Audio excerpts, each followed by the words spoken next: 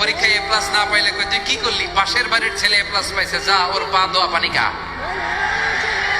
কি খা?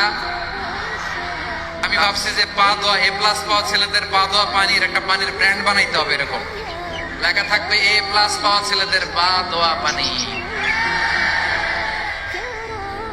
খাওয়া নাই, এগুলার খাওয়া নাই। ওরে আল্লাহ এ প্লাস পাওয়ার জন্য বানাইছে, আর আপনার ছেলেকে এই এ প্লাস গুলারে নিয়ন্ত্রণ করার জন্য আল্লাহ বানাইছে।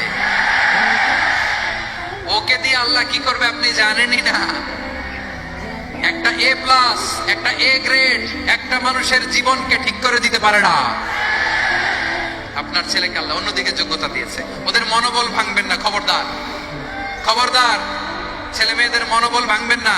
যাকে দিয়ে যেটা হবে তাকে দিয়ে সেটা করতে হবে, তার প্রতিভাকে সেভাবে কাজে লাগাতে হবে। তাহলে বাংলাদেশ আমাদের এই জনসংখ্যা জনসম্পদে রূপান্তরিত হবে।